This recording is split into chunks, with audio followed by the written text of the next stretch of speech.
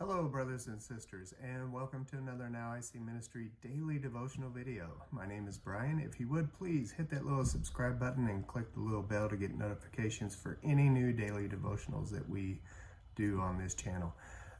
Today, we are going to be talking a little bit about fasting and prayer, and we are going to go into a specific Bible topic in that discussion.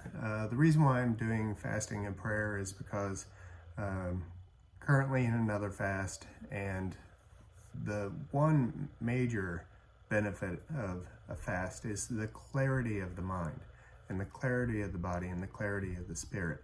Everything seems to work just so much better after fasting for a little while. And then whenever you start eating fruits and vegetables after coming off of a fast, everything just seems to work totally in unison, and everything just feels amazing. Your life feels so much better. Your happiness is so much better. Your spirit is so much better. As we talked about in 3 John verse 2, the connection between your body and your spirit.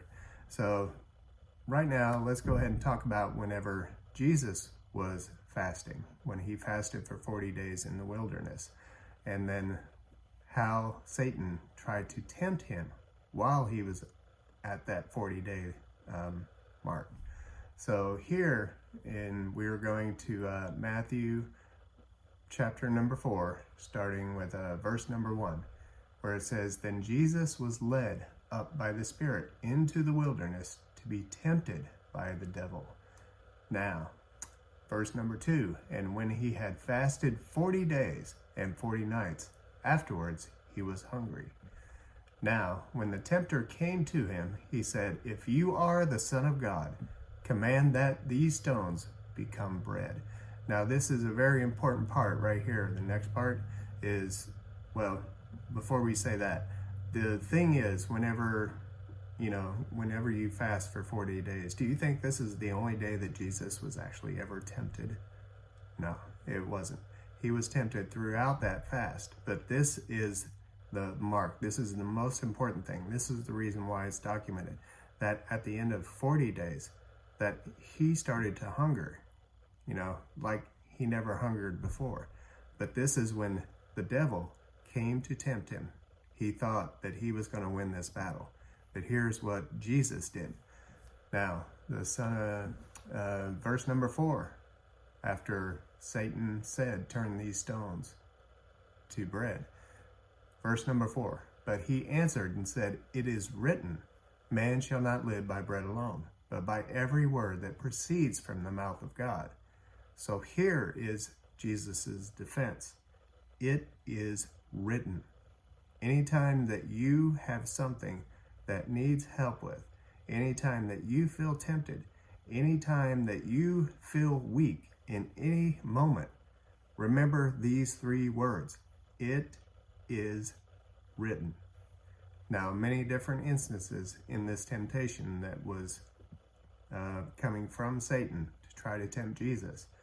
And, he took him up to the holy city and at the pinnacle of the temple, and he said, "If you are the Son of God, then throw yourself down, for it is written, he shall give his angels charge over you, and their hands they shall bear you up." So he's telling him to throw himself off, and the angels will catch him, because if he is God, then the angels will watch over and protect him.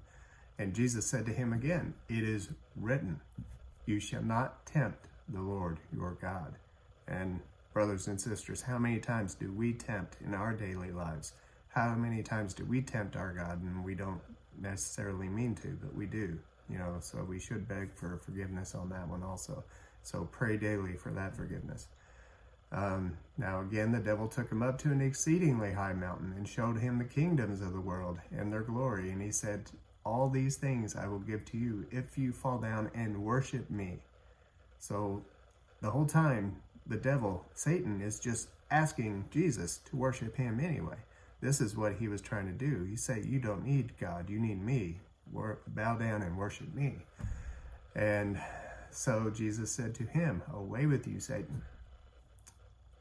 And for it is written," again, it is written, "You shall worship the Lord your God, and him only you shall serve."